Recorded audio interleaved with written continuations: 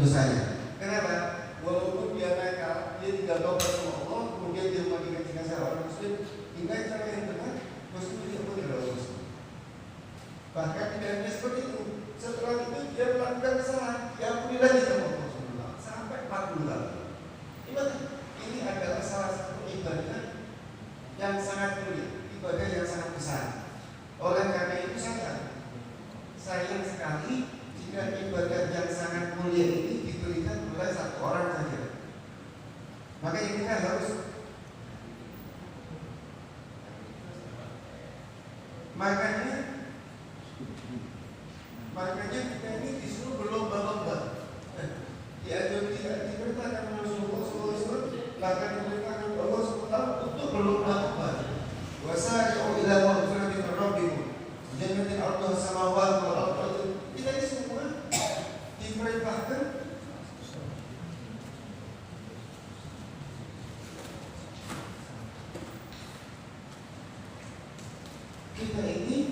diperintahkan oleh Allah SWT untuk berlomba-lomba dalam mencari rahmat Allah SWT. Dan salah satu cara yang paling enak, yang paling gampang, tapi dia memiliki kualitas yang sangat beragam, yaitu dengan cara kita mempelajari ilmu jenazah dan mempraktekkannya dengan cara yang benar.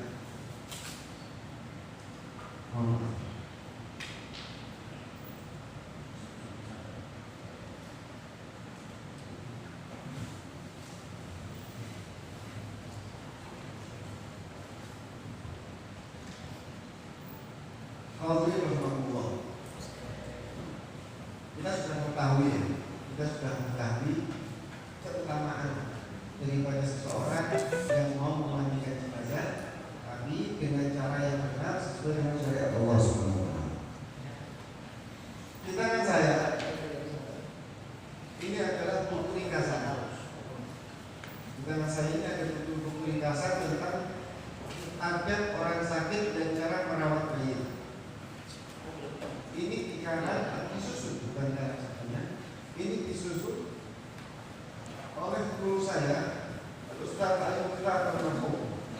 Beliau menyusunnya bareng-bareng dengan saya. Kebetulan Allah menakdirkan saya pada saat saya ada kali untuk mempelajari ilmu tentang pemandikan jenazah.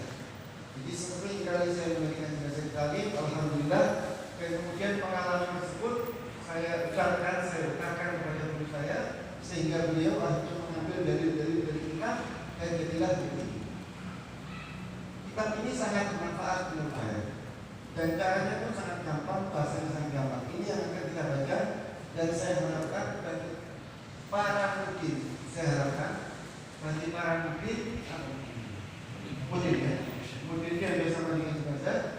Usaha saya harapkan bagi para murid mau untuk mempelajari kitab ini, membaca saja, dipelajari dengan benar tentang proses pemandikan jenazah. Jika tidak memiliki kitab tersebut, bisa nanti berhubungan langsung sama Habib Lani Tasgah atau Habib Akil juga. Kalau memang pas fisik kitabnya tidak ada, diperbolehkan untuk difotokopi. Ini kitab ya. Hadirin rahimakumullah, di sini ada banyak sekali ya. Di antaranya ada tentang orang yang sakit, ada ketika nazar atau mutadil dan lain sebagainya. Cuman sekarang saya ingin memprioritaskan apa sih yang harus kita lakukan ketika jenazah itu pertama kali meninggal. Jadi kita melihat di hadapan kita ada orang yang ruhnya baru diambil sama Allah.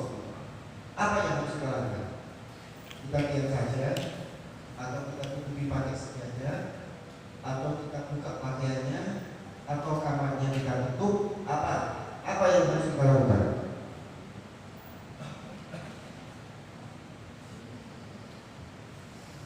Di sini disebutkan cara menghadapi orang yang baru meninggal. Yang paling pertama kali yang kita lakukan, dan sifatnya sunnah, tidak wajib ya, sifatnya hanya sunnah. Yang pertama kali kita lakukan ketika kita mendapati orang yang baru meninggal adalah kita memejamkan kedua matanya. Kita memejamkan kedua matanya seraya mengucapkan kalimat Bismillah wa ala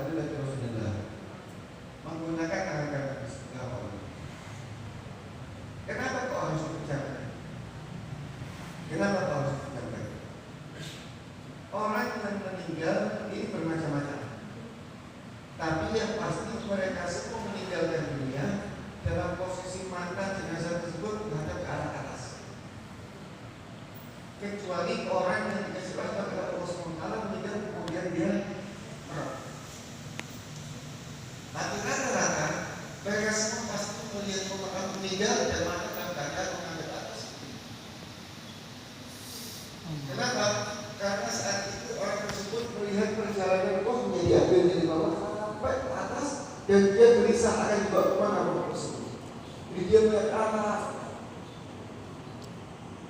Oleh karena itu kita langsung disunahkan untuk menutup tangannya. Apa maksudnya? Sudah selesai urusannya. Urusan dia tentang kehidupannya sudah selesai, maka dia tidak perlu tahu kemana roh itu akan dibawa. Tinggal kita tunggu aja proses hisab. Ibaratnya seperti itu. Jadi mereka dalam keadaan ketakutan, dalam keadaan kebingungan dan sebagainya. Makanya kalau ada orang-orang yang selalu segala macam, rata-rata itu mereka marah atau ada yang sayang. Tapi rata-rata di antara kita semua pasti matanya menghadap ke arah atas. Dan setiap mata terbuka kita disunahkan untuk kembali menutupnya. Jadi kadang ketika proses kita tengah-tengah mandi jenazah pun tiba-tiba mata kembali terbuka. Itu hal yang wajar. Oleh karena itu kita harus menunjukkan untuk menutup lagi. Itu yang pertama. Yang kedua adalah kita melepaskan semua pakaian yang ada dalam jenazah tersebut, dalam mayat tersebut. Pakaian yang dia pakai itu kita lepaskan seluruh dengan cara aurat tidak boleh terlihat sama sekali. Paham ya? Kita melepaskan semua pakaian jenazah dengan catatan aurat tidak boleh terlihat sama sekali. Kalau auratnya kita sesama jenis adalah antara pusar dan lutut. Dia berarti yang namanya pusar dan lutut tidak boleh terbuka. Gimana caranya? Kalau pas bagian aurat, ya kita bukanya dari dalam, tidak dibalik satir, dibalik penutup. Kita ambil selimut, kita ambil sejadah, kita ambil sorban, kita tutupi, baru tangan kita yang masuk ke dalam untuk membuka bagian daripada aurat. Bisa dipahami ya? Dilepas seluruh pakaiannya, diganti dengan satu kain tipis. Salah satu hikmahnya adalah setiap jenazah yang telah diambil ruhnya oleh Allah SWT, dia merasakan panas yang begitu hebat. Jadi setelah tidak ada roh di dalam tubuh dia itu mendapati suasana yang begitu panas. Makanya sampai Nabi Muhammad SAW di dalam salah satu doanya, waqsilhu bima ibadah ya Allah, dan cucikanlah dia dan mandikanlah orang tersebut dengan air yang bisa mendinginkan dia. Air yang dingin. Kenapa? Karena di dalam tubuh mayat itu panas. Oleh karena itu dilepas semua, bisa diganti dengan satu kain yang tipis. Selanjutnya setelah dilepas semua pakaiannya, diganti dengan satu kain yang tipis dan kain tersebut tidak ditumpuk-tumpuk. Kalau memang sorban, ya berarti sorban satu saja. Kalau memang selimut tipis, ya selimut tipis saja. Jangan selimut yang betul. Di apapun yang dia tipis dan bisa menghalangi warna kulit mayat. Jadi menutupi seluruh bagiannya dengan satu kain tipis yang bisa menghalangi warna kulit mayat. Dan selanjutnya adalah mengikat dagu dengan ikatan ke arah atas kepala agar mulut tidak terbuka, dan mengikat kedua ibu jari, serta itu semua ikatan nanti akan dilepas ketika akan memandikan. Jadi seperti ini. Mengikat dagu dengan ikatan ke atas itu seperti ini.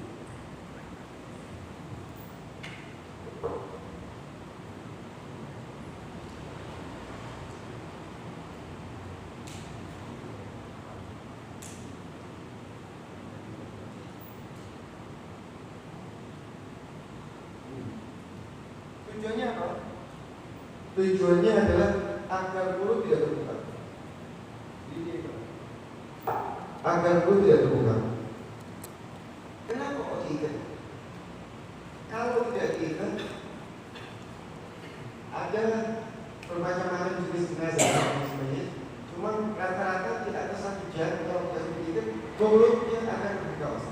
pasti dia akan makan. Kalau orang Jawa, saya orang Jawa, jadi bilangnya makan. Jadi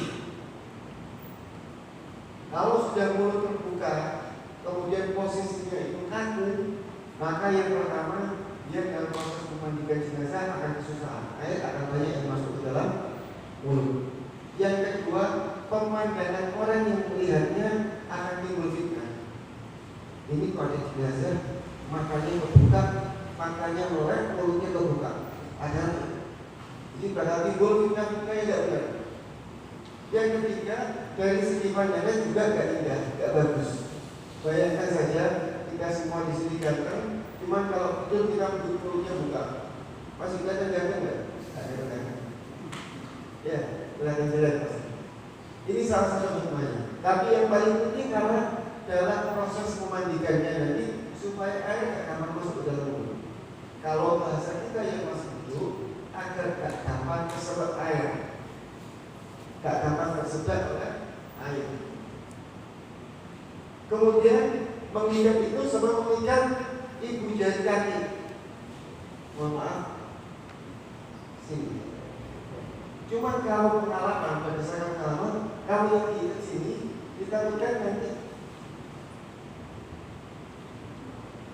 Kita lakukan proses 3 jam setelah pengikatan, bentuk kaki akan menjadi jelek. Ini angkat kaki ya, bentuk kaki akan menjadi seperti ini. Kan jelek. Jadi yang jempol ngikat jadi satu, yang lainnya narik ke atas ini, jelek. Maka solusi yang enak adalah kita mengikat pergelangan kaki. Yang kita ikat itu pergelangan kaki.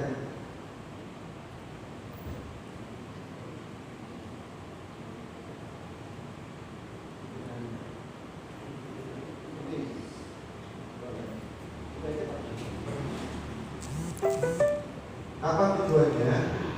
Agar kaki tersebut tidak terbuka, ya, supaya kaki tersebut tidak terbuka.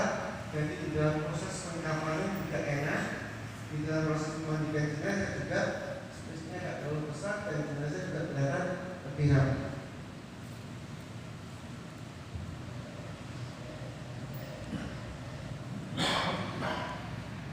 Setelah itu yang diajarkan selanjutnya ketika kita melihat ada jenazah yang belum meninggal adalah kita meletakkan persendian mayat.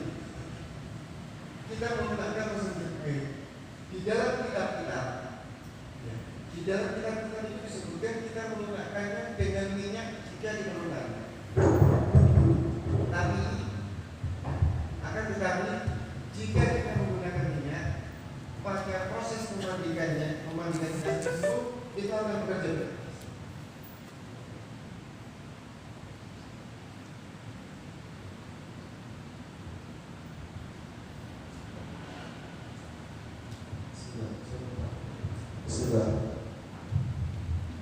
Jika apabila kita menggunakan minyak di dalam proses pelunakan, contohnya dulu digunakan adalah daerah siku. Jika di daerah siku ini kita kasih minyak, maka dilakukan pas proses memandikan kita lupa untuk membersihkan minyak tersebut, air nanti tidak nyampe ke dalam kulit jenazah. Paham ya? Air tadi tidak masuk ke dalam kulit jenazah tersebut. Jadi bagaimana solusinya? Solusinya adalah kita menggerakkan persendian mayat setiap minimal 2 jam sekali. Apa sih tujuannya? Tujuannya adalah yang kita lepaskan itu bagian sini, kemudian bagian itu sama bagian paha. Kalau sibuk kita gerak-gerak seperti ini.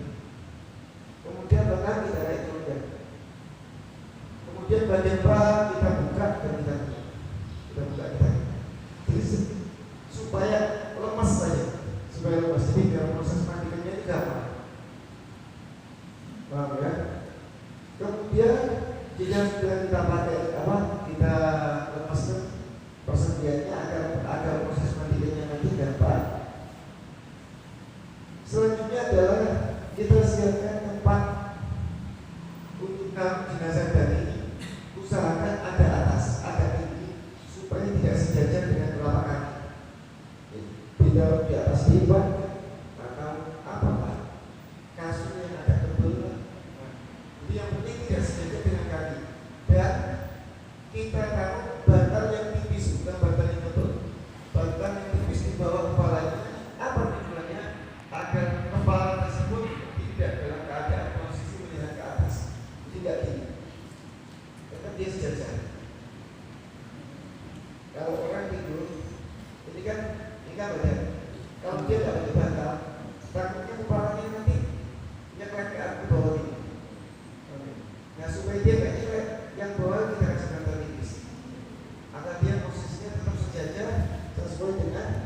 punggungnya.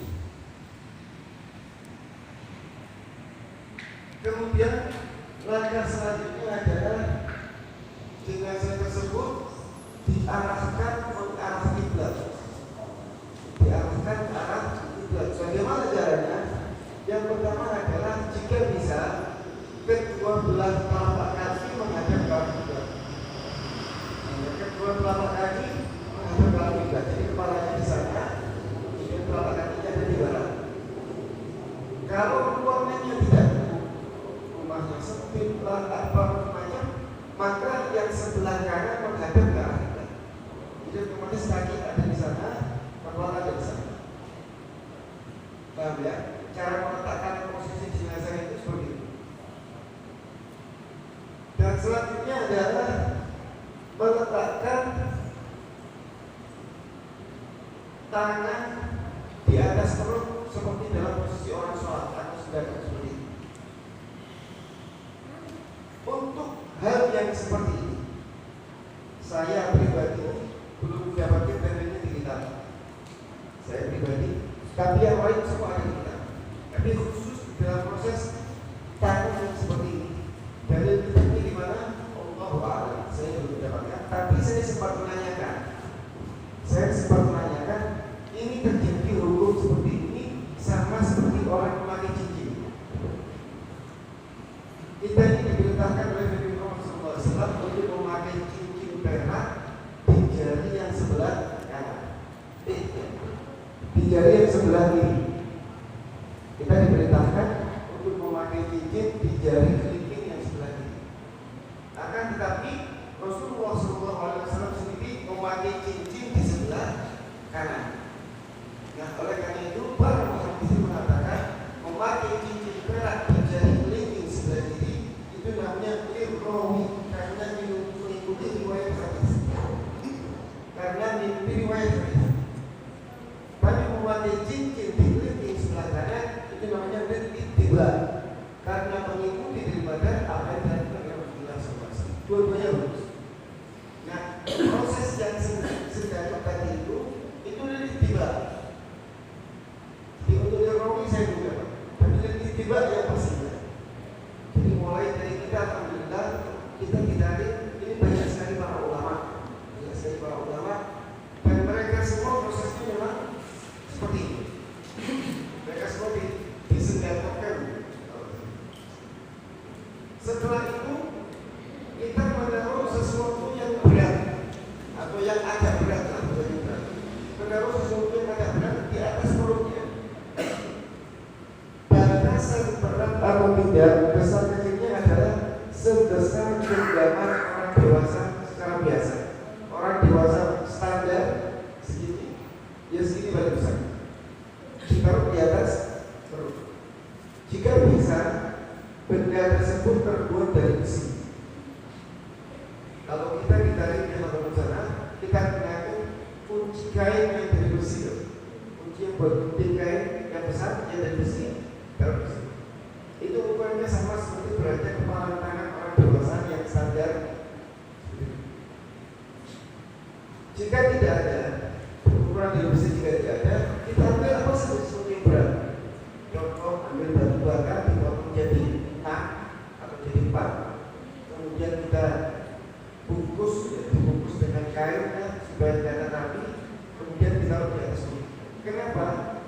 Agar perut tersebut tidak gampang terisi oleh angin yang bisa masuk dalam mulut atau lewat hidung atau lewat lubang.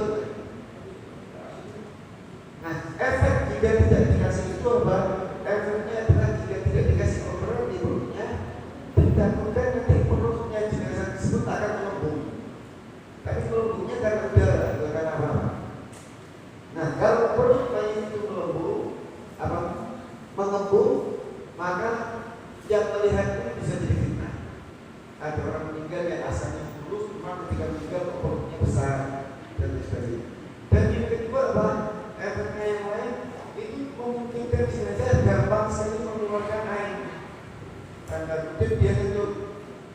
Jadi jangan kaget kalau kita pas tengah-tengah mandiin jenazah, si jenazah tadi kentut, ya buang air.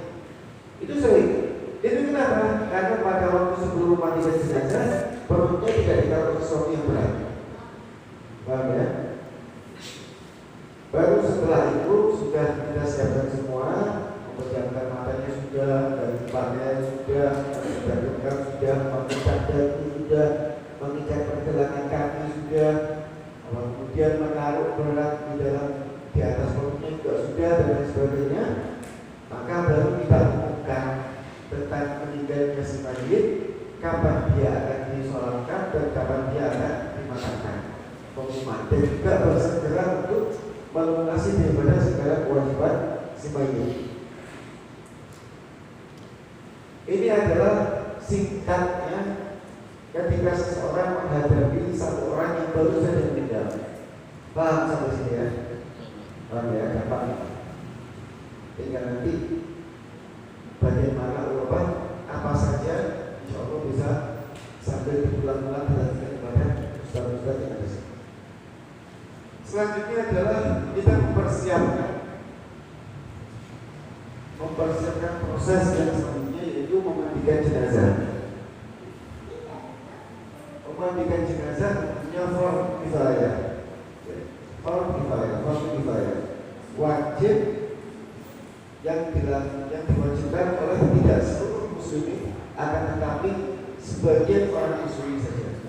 Jika kewajiban tersebut dilaksanakan dengan benar, maka gugur kewajiban atas muslim yang lain. Memandikan jenazah ini, kita semua tahu bahwa siapakah yang berhak untuk memandikan jenazah. Yang gampangnya saja memandikan jenazah, yang memandikan harus sejenis, tidak menilai jenis. Kenapa saya mengatakan seperti ini? Saya pikir dulu tidak ada perkampungan kalau yang meninggal laki yang memandikan perempuan, atau kalau yang meninggal perempuan yang meninggal lelaki, yang memandikan hanya satu orang saja. Tapi nggak tahunya di beberapa desa masih ada yang berlaku seperti itu. Jadi yang memandikan jenazah hanya satu orang, laki atau perempuan, ya dia yang memandikan jenazah. Alhamdulillah, kasihan. Intinya sejenis. Dan lebih afdol jika yang memandikan tadi adalah kerabat terdekat dia, tapi sejenis. Kalau ayah, ya anak-anaknya saja. Kalau tidak ada anak-anaknya, ya berarti kakeknya, abahnya. Kalau tidak ada abahnya, kakeknya. Kalau tidak ada kakeknya, saudaranya. Kalau tidak ada saudaranya, sepupunya, atau ponakannya, dan lain sebagainya. Semakin dekat hubungan kekerabatan, maka itu semakin afdol. Kenapa kok bilang seperti itu? Karena jika ada sesuatu yang jelek, maka yang paling bisa nyimpen kejelekan tersebut adalah keluarga. Karena keluarga tak mungkin mengumbar aib dan keluarga tersebut. Akan tetapi diusahakan ada satu orang yang mengerti di dalam ilmu tersebut untuk bisa mengarahkan kepada keluarga ini.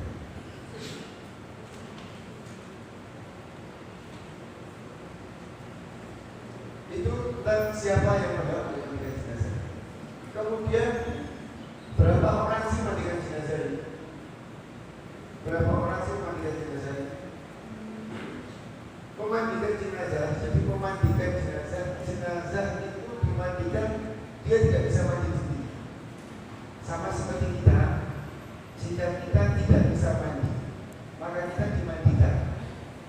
Tidak mungkin kita ini bisa mandi, tapi kita perlu aku mandikan saya kok malu. Ya. Apabila ada orang tua kita sakit barangkali, kita memandikan dia atau kita mengistinjai dia, itu semua dilakukan karena darurat. Dan orang tua pasti akan mau. Jadi dia ditelanjangi sama anaknya, dia dimandikan, pasti akan mau. Nah, apalagi mayit. Mayit itu oleh Allah Subhanahu wa Ta'ala diberi rasa malu yang lebih daripada semasa kini.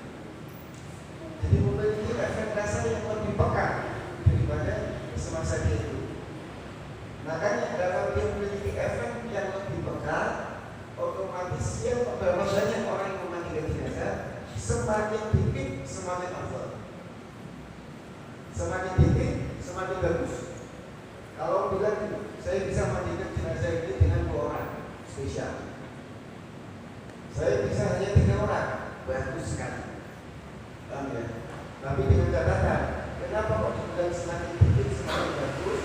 karena tidak banyak orang yang bakal melihat auratnya jenazah tersebut. Bukannya memandikan 2 orang, tapi saya melihat di kampung jenazahnya sudah selesai belum? Kok lama? Diintip yang melihat tetangga di Banyuwangi bahkan melihat ini yang mandinya ya sama saja. Makanya semakin sedikit semakin afdal. Kenapa? Agar tidak ada yang melihat proses pemandikan jenazah tersebut karena malu. Dan maksimal dalam proses pemandikan jenazah yang diperlukan adalah 4 orang. Selain 4 orang, mereka semua harus ada di luar area. Paham ya? Maksimal 4 orang. Selain 4 orang, mereka harus belajar di luar area. Ada yang mengatakan 5. Maksimal 5 orang di dalam ruangan proses pemandikan jenazah. Selain 5 orang, harus di luar area. Tidak boleh terlihat. Siapa saja di 2 orang tersebut? Yang pertama, dia yang berhubungan dengan lain. Dia yang punya bunyi, yang menggosok, yang menggerakkan dan sebagainya. Yang satu membawakan sabun. Dia untuk menyabun. Jadi ngambil sabun cair, diambil. Yang satu untuk bagian menyirami. Sudah 3 orang. Tapi ada yang mengatakan sabun dengan siram ini bisa diatasi oleh 1 orang. Jadi 5 orang itu kebanyakan. Nah, cuma 4 orang kok ini paling banyak. Kenapa? Karena sabun dengan minyak bisa diatasi oleh 1 orang. Nah, yang 2 orang ini apa gunanya? Yang 2 orang ini gunanya ketika saat akan dibalikkan jenazah, itu 2 orang yang muslim. Fungsinya adalah untuk membalikkan jenazah dalam proses memandikan bagian belakang jenazah tersebut. Selain dari 4 orang, mereka semua harus keluar. Boleh lebih dari 4 orang, hanya dengan 1 catatan. Jika ada 1 orang yang mau belajar secara melihat di kamar, saya ingin belajar memandikan jenazah dengan cara melihat. Itu dia harus mengerti teorinya dulu. Setelah itu dia boleh melihat proses memandikan jenazah. Itu pun dia harus ada di ujung dan dia diam saja. Bukan itu mendekat, tapi dia ada di pojok dan dia diam. Jadi ibaratnya kayak jadi patung, seakan-akan dia itu nyaman di patung. Makanya tidak tahu kalau ada ini. Menjaga rasa malu daripada isi mayit tersebut. Paham ya? Semakin sedikit semakin bahan-bahan yang diperlukan untuk memandikan jenazah. Yang pertama adalah kita memerlukan tempat untuk memandikan jenazah. Di manakah kita akan memandikan jenazah?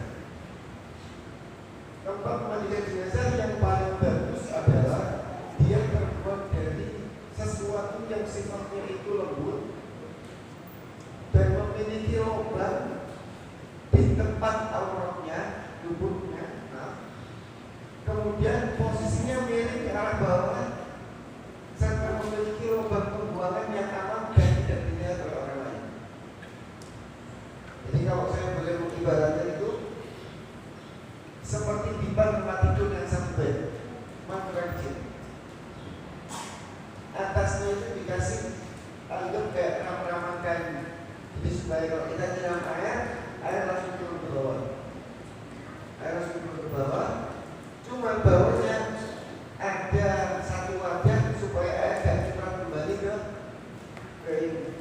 orang yang memandikan jenazah. Intinya apa?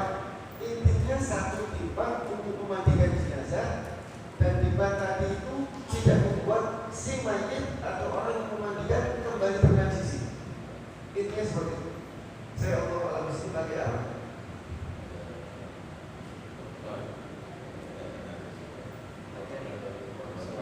Oh ya, buat pemasukannya ya, pembuangan air. Sempat ada pertanyaan ketika saya menjelaskan masalah memandikan jenazah ini.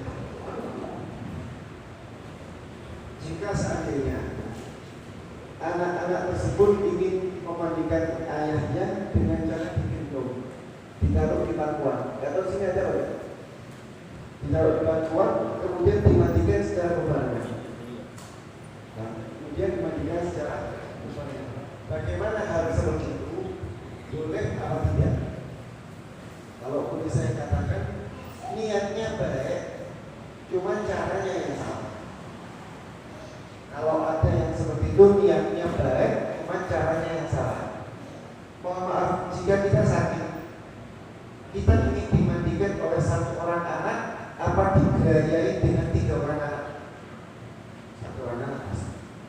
Karena kalau sudah anak 2 yang memandikan kita, ya malu. Apalagi orang 3 ya makin malu lagi. Nah, oleh karena itu memandikan dengan cara dibantu, niatnya baik, cuma caranya yang salah. Tidak hanya itu, dari segi penghormatan juga salah. Kemudian dari segi kesucian juga bermasalah. Kenapa? Karena otomatis jika dalam proses pemandikan jenazah tadi ada najasah yang keluar, setelah dia keluar dari mayit, dia akan menajisi tubuh orang yang membantu tadi. Nah, otomatis dia tidak hanya menajisi 1 orang, dia malah membuat najis 2 orang dan lain sebagainya. Intinya pakai dibatasi juga. Yang kedua adalah kita siapkan sedir, serbuk sedir.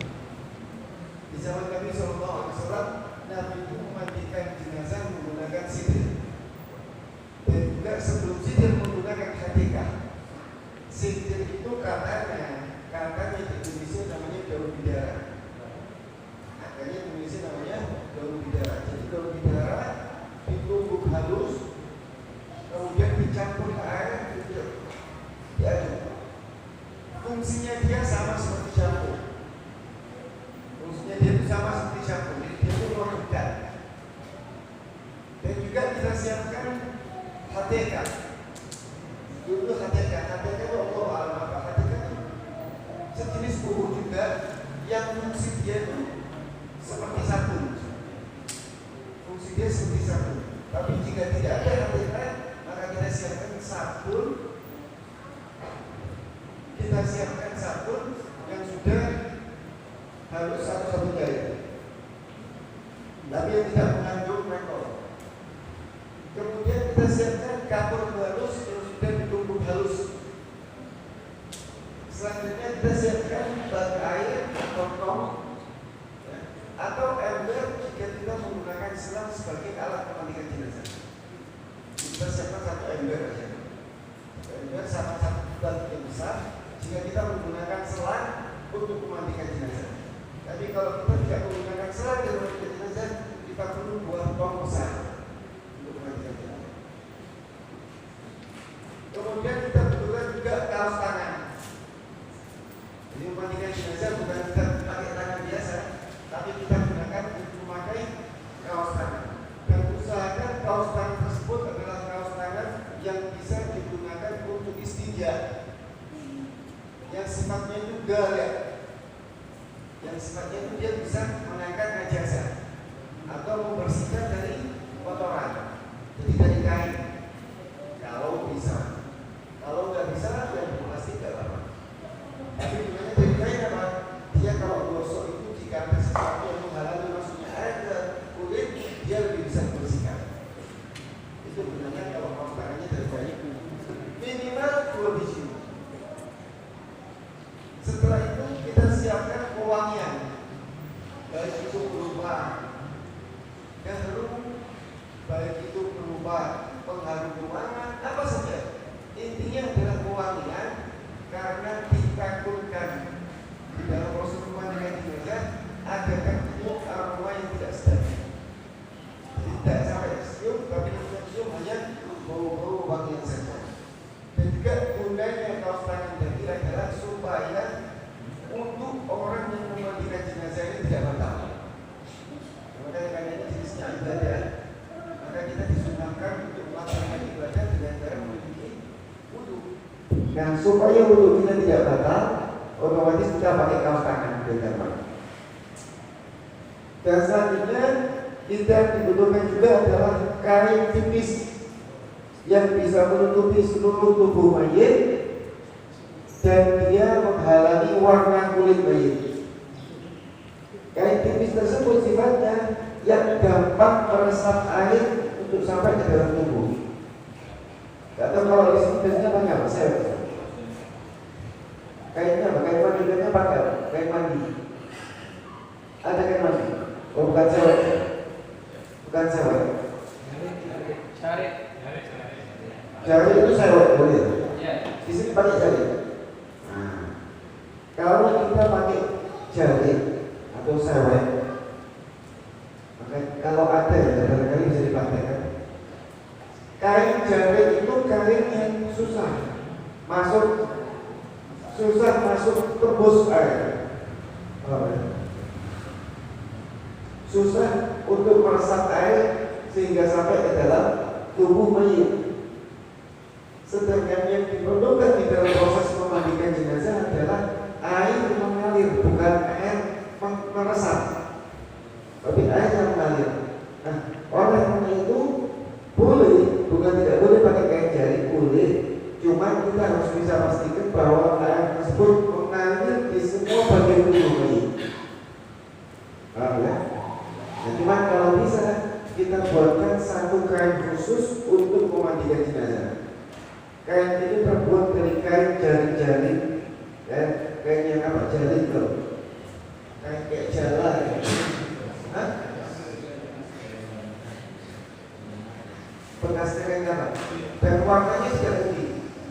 Kenapa tidak putih? Karena kalau warnanya putih di awal, di bagian lutut ini, lutut, paha, itu dia akan nampak jelas warnanya. Jadi kita usahakan kita punya kain yang benar-benar khusus untuk mandikan jenazah dan warnanya bukan warna putih, warna coklat, warna biru, tapi warnanya polos. Seandainya kita gunakan warna putih tidak apa-apa, kita gunakan warna putih tidak apa-apa. Pas bagian awal kita tambahi dengan kain yang berbeda agar awalnya tidak pecah, ya, agar awalnya tidak pecah. Ini adalah bahan-bahan yang digunakan untuk memandikan jenazah. Sekarang kita lanjut di dalam proses memandikan jenazah. Hadirin rahmatullah. Inti dari memandikan jenazah adalah mengalirkan air ke seluruh tubuh. Inti dari mandi, baik itu mandi jenazah atau mandi jenabah atau mandi nifas, pokok mandi yang bersifat ibadah, intinya adalah mengalirkan air ke seluruh tubuh, bukan mengusap. Ya, jadi kalau ada bilang orang disekan, apakah kemana mandi? Tidak. Kenapa? Karena air tidak mengalir. Jadi kalau air mengalir ke seluruh tubuh, baru itu dinamakan mandi. Makanya orang bermacam-macam di dalam proses memandikan jenazah. Ada yang 15 menit, ada yang setengah jam, ada yang 1 jam, ada yang 1,5 jam. Tapi kalau tercepat, kalau kita mandikan jenazah yang tercepat dan pasti air tersebut mengalir ke seluruh tubuh, kita punya kolam yang besar, tinggal celup ke jenazah, kemudian jangan. Mandinya sah, mandinya sah, prosesnya cepat, tapi tidak ada akhlak, tapi sah, tapi sah, gugur kewajiban. Paling cepat ambil jenazah, masuk ke dalam kolam, terus akan selesai.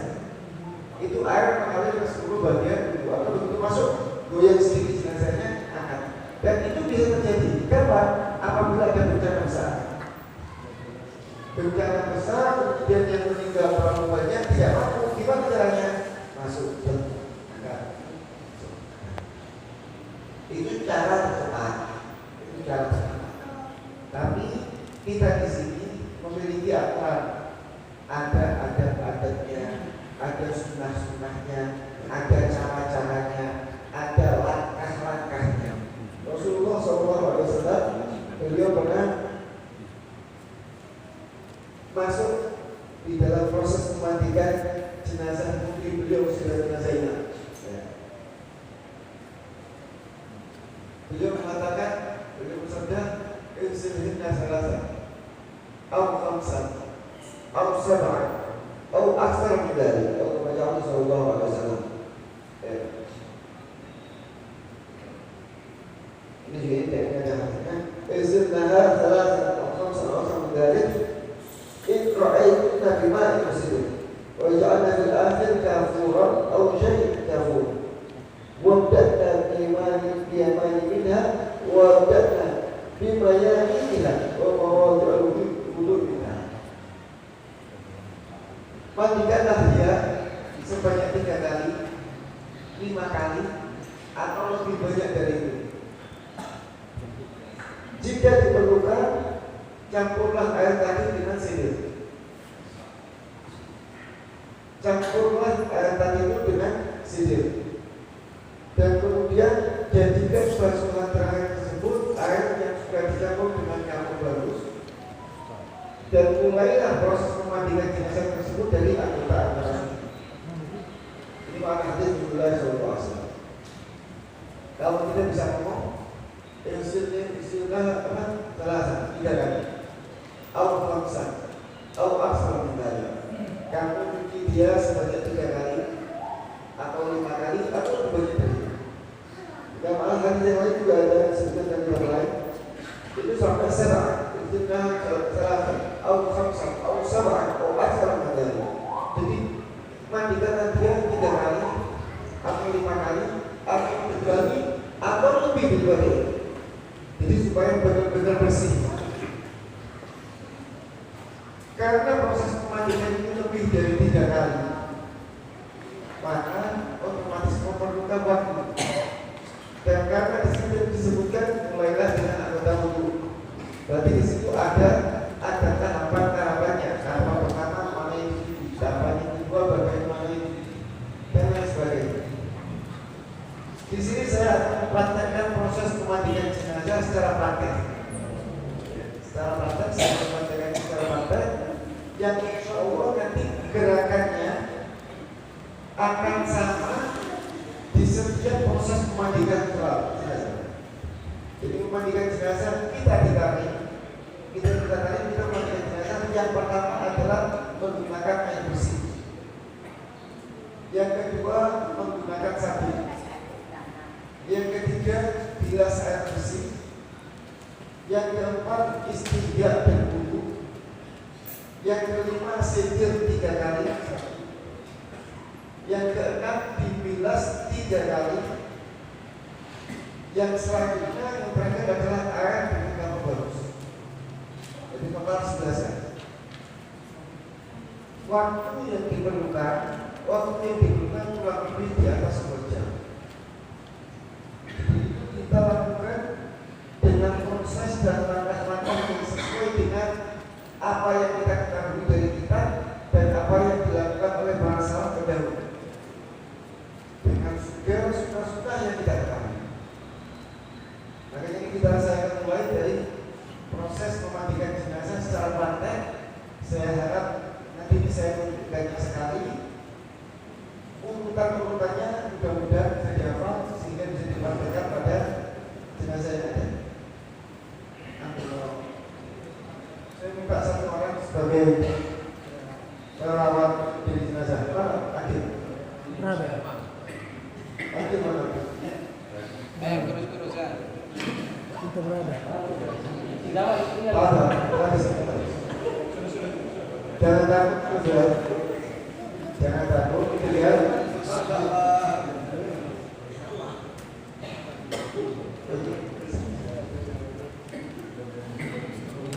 Soalnya tak bahkan yang mau jadi jenazah ini panjang umur, istrinya 4, semuanya kaya, adil dan saling menerima.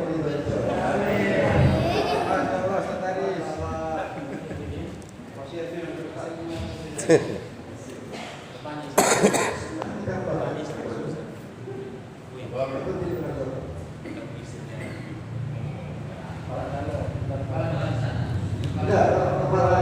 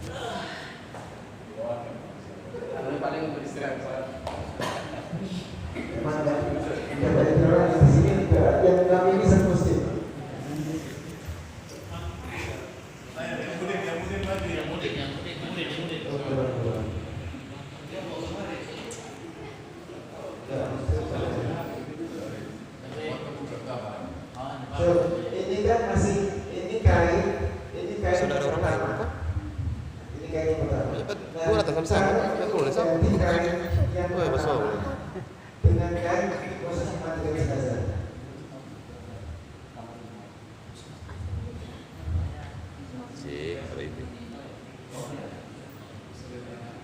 Caranya seperti ini, saya butuh satu orang saja. Kapan tekan? Anda lihat pegang ujungnya kayak kemudian pegang ini satu, terus tarik ke bawah.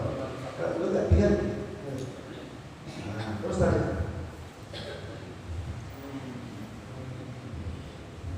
Paham ya? Kain berganti, apa